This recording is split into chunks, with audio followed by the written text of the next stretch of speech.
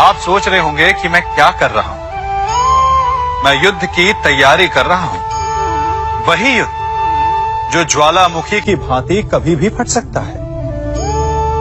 युद्ध वही जीतता है जो युद्ध में व्यतीत होने वाले समय से अधिक समय युद्ध की तैयारी में लगाए। जो योद्धा अभ्यास क्षेत्र में जितना अधिक समय दे, रणभूमि में उतना ही कम रक्त बहेगा। एक सामान्य लौह और तीखी तलवार में अंतर यही है कि एक तीखी तलवार को कड़ी अग्नि परीक्षा से होकर जाना पड़ता है। लौहकार की मार खानी पड़ती है। एक तलवार जितनी पीड़ा सहेगी, उसका वार उतना ही प्रबल होता है। इसलिए पीड़ा से घबराए नहीं, उसका सामना करें, उसका अभ्यास करें, क्योंकि यही अभ्यास जीवन के युद्ध में आपको विजयश्री बनाता है। जब मेघ छाते हैं तो क्या होता है? अंधकार छा जाता है। मेघ गरजते हैं, बिजलियां कड़कती हैं, वर्षा होती है। सभी पशु अपने आश्रय स्थल पर जाकर छिप जाते हैं। मनुष्य अपने घरों की ओर दौड़ते हैं और सभी पक्षी अपने घोंसलों में जाकर छिप जाते हैं। परंतु एक जीव है जो गरजते मेघों को, कड़कती बिजलियों को, भारी वर्षा को भी हरा देता है। वो जीव है बाज, क्योंकि वो समस्या की जड़ों से ऊपर उड़ता है। वो गरजते मेघों से, कड़कती बिजलियों से, भारी वर्षा से, इन सब से ऊपर। यही अंतर है हारने वालों में और जीतने वालों में। ये युद्ध हार और जीत का नहीं, समस्या और सोच का है।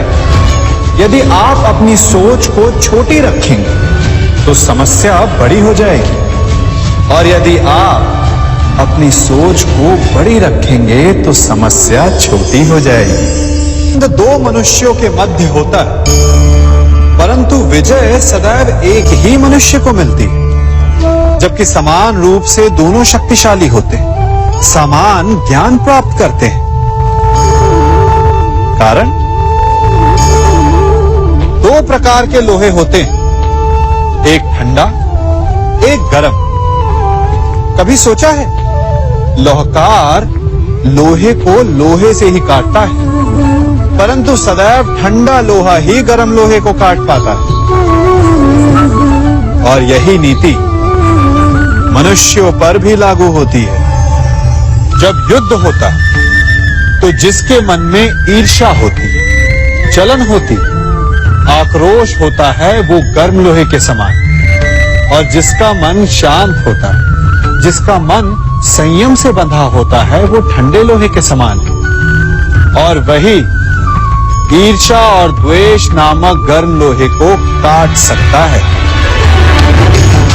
इसलिए यदि जीवन के संग्राम में विजय प्राप्त करनी है तो अपने मन को शांत रखें, क्योंकि गर्म लोहे की भांति ईर्ष्या और क्रोध जैसे भाव को रखने वाला मनुष्य सदैव शांत स्वभाव के मनुष्य के समक्ष निर्बल है। शक्ति ईर्ष्या और क्रोध में नहीं, शांति और संयम में है। सभी बड़े सदा यही कहते आए कि यदि आगे बढ़ना है तो अपनों का साथ दो। सत्य कहते हैं, अपनों का साथ देना ही चाहिए, परंतु साथ देने से पूर्व यह अवश्य पहचान लेना चाहिए कि अपने हैं कौन। क्या अपने वही होते हैं जिनके साथ हमारा रक्त संबंध होता है, या अपने मित्र?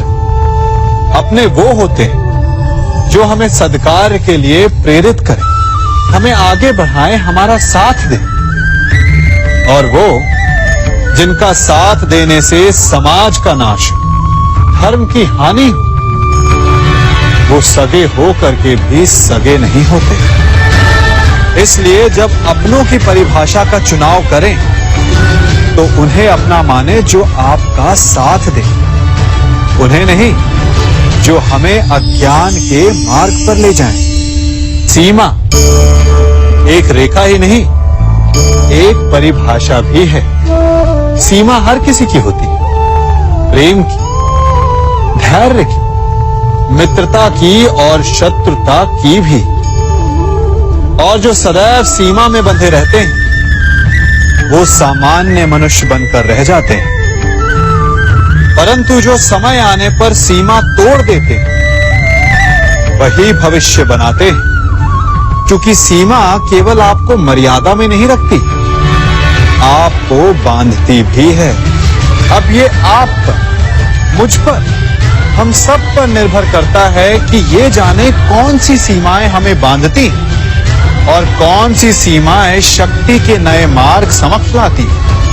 इसलिए सीमाएं तो जो कर सकते हो उससे अधिक करने का प्रयत्न कर, तभी नई सीमाएं बना पाओगे। भाग्य क्या है? जो आपने किया उसे भोगना भाग्य है, या जो आपके पूर्वजों ने किया उसका फल भाग्य है? नहीं, भाग्य वही है जो आपने किया, क्योंकि हर मनुष्य को अपने कर्मों के फल भुगतने होते हैं।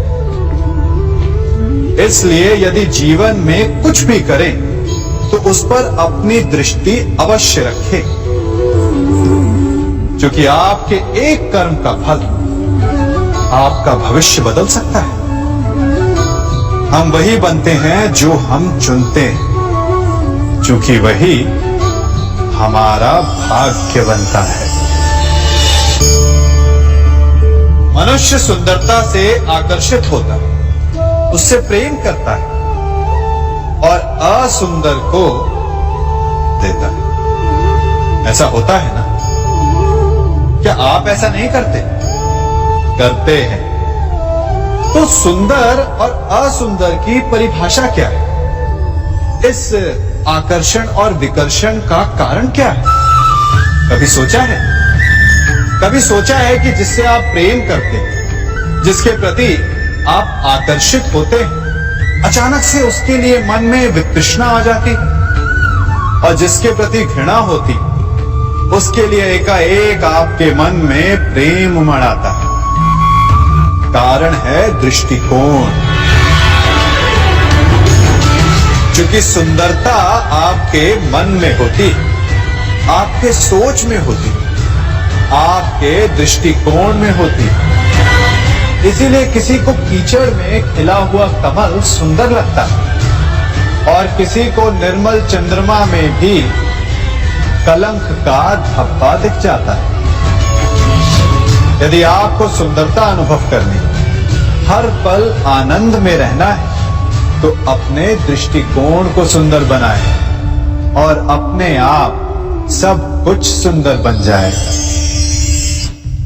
हम अपनी सोच और संसार की मान्यता के अनुसार अपने विचार बनाते हैं। जैसे सत्य कहना धर्म है, असत्य कहना पाप, सहनशीलता धर्म है और क्रोध करना अधर्म, उपकार करना, जीवों पर दया करना धर्म है और निष्ठुर होना अधर्म।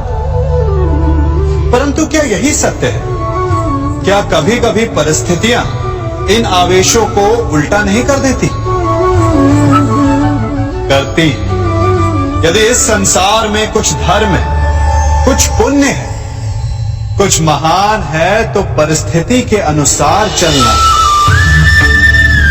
जटायु स्मरण है आप सबको, वो जिन्होंने रावण पर क्रोध किया था, उस पर आक्रमण किया था। उस समय जटायु का क्रोध पाप नहीं था, धर्म था। इसीलिए अंत में उन्हें भगवान राम की गोद मिली। और कुछ ऐसे भी होते हैं जो धर्म को सहनशीलता समझकर हर अन्याय को सहते हैं और अंत में वो बाणों की शैया पाते हैं। यदि कोई पशु या व्यक्ति अकारण आक्रमण करके किसी निर्दोष के प्राण लेने की चेष्टा करे, तो उसके रक्षा हेतु उसका वध कर देना पाप नहीं, समय की मांग है। क्योंकि आक्रमण भी आत्मरक्षण ही है।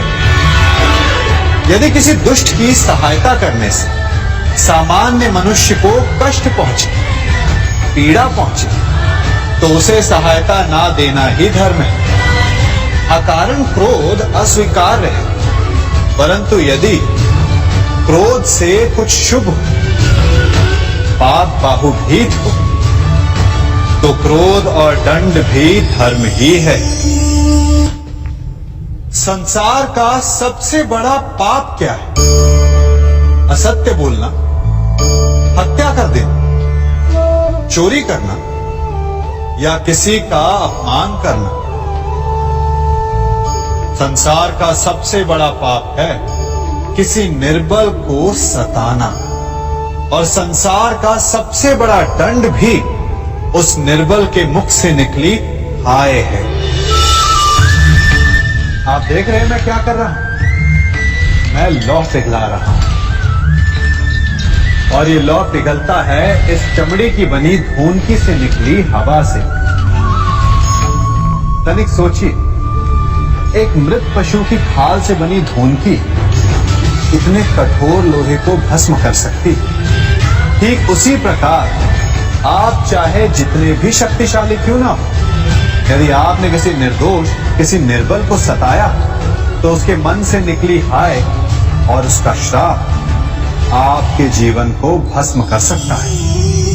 स्वर्ण, सज्जन पुरुष और परोपकारी मनुष्यों की गति एक समान होती है। यदि स्वर्ण टूट जाए तो उसे गर्म करो, ताप दो, पिघल कर वो फिर से जुड़ जाता है।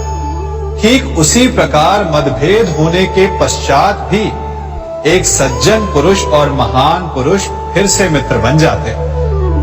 परंतु दुर्जन दुष्ट माटी से बने लोग उस पके हुए मटके के समान होते हैं कि जिनमें यदि एक बार दरार आ जाए तो वो स्वयं ही स्वयं का सर्वनाश कर लेते हैं। इसलिए मित्रता केवल सज्जनों से ही करें ताकि मतभेद ना हो। दुष्टों का समूह अपना नाश स्वयं ही कर लेता है। यदि कोयले की खान में जाओ तो चाहे जितनी भी सावधानी बरतो, अपने वस्त्रों पर कालिख लग ही जाती है। इसलिए दुष्ट मित्रों से सावधान। सज्जन शत्रु प्रत्येक परिस्थिति में श्रेष्ठ है। प्रत्येक मनुष्य सफलता पाने के लिए कार्य करता है। कुछ सफल होते हैं, कुछ नहीं होते, और जो सफल नहीं होते वो सदा अपनी असफलता का कारण या तो अपनी परिस्थितियों को बताते हैं या अपने सहयोगियों को दोषी ठहराते हैं। परंतु क्या वास्तविकता में ऐसा ही होता है? क्या कोई परिस्थिति या कोई व्यक्ति किसी की असफलता का कारण बन सकते हैं? उत्तर हां भी है और ना भी। कैसे? आप इस तितली को देख रहे हैं? आपने एक मक्खी को भी देखा हो। प्रकृति ने दोनों को समान गुण दिए, रस पान करने का। एक तितली फूलों पर जाकर उसका रस लेती और इस अवस्था में नए फूल खिलने की व्यवस्था भी करती, और मक्खी घाव पर बैठती, घाव को सड़ाती है और रोग भी फैलाती। यदि इसमें किसी बात का अंतर है तो केवल सोच का। यदि आप उचित मार्ग चुनेंगे तो आपको सफलता मिलेगी, आप में उत्साह बढ़ेगा, और यदि आप अनुचित मार्ग चुनेंगे तो आपको असफलता मिलेगी, निराशा मिलेगी। अब उचित मार्ग चुनना है या अनुचित मार्ग, ये निर्णय तो आप पर निर्भर करता है। मनुष्य सदा भला बुरा, खरा खोटा, सत्य असत्य की बातें करता है। सत्य को अच्छा मानता है और असत्य को बुरा। परंतु क्या आपने कभी ये सोचा कि प्रत्येक वस्तु, प्रत्येक भाव का एक महत्व होता है? दोनों ही एक दूसरे के पूरक होते हैं। यदि काला रंग नहीं होगा तो क्या श्वेत रंग की आभा का अनुभव होगा? यदि असत्य नहीं हो तो क्या सत्य के महत्ता का ज्ञान होगा? यदि बुरा नहीं होगा तो क्या भले पर आपको विश्वास होगा? कुछ महत्वपूर्ण है तो दोनों के मध्य का संतुलन। बुरी से बुरी वस्तु, समय या भाव, कोई ना कोई स्वयं में शुभ छिपाए रखती है।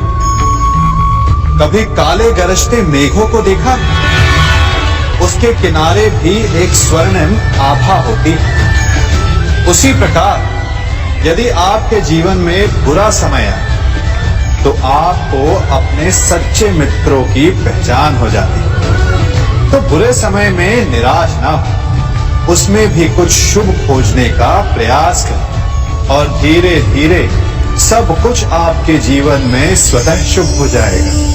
संसार में सबसे महत्वपूर्ण क्या है? दृष्टि या दृष्टिकोण, समझ या सोच? सामान्यतः मनुष्य की दृष्टि और सोच में अधिकतर वो वस्तु, वो घटनाएं, वो भाव श्रेष्ठ हैं जो हमें आनंद दे, और जो हमें आनंद नहीं देते उन्हें हम दुखदाई मान लेते हैं। परंतु दृष्टिकोण और सोच को यदि एक भिन्न कोण से देखें तो परिस्थितियां भिन्न सिद्ध हो सकती हैं। जिस प्रकार भीषण गर्मी हमें सुहाती नहीं, परंतु वही गर्मी सागर और नदियों के जल को वाष्पित करती है और हमें मनोरम वर्षा का आनंद देती है, उसी प्रकार भीषण परिश्रम के पश्चात हमें सफलता मिलती है, इच्छा के पश्चात हमें हमारा लक्ष्य मिलता है। तो सदा स्मरण रखिएगा कि दुख और पीड़ा से भागे नहीं, क्योंकि यही भविष्य में आने वाले सुख का मूल है।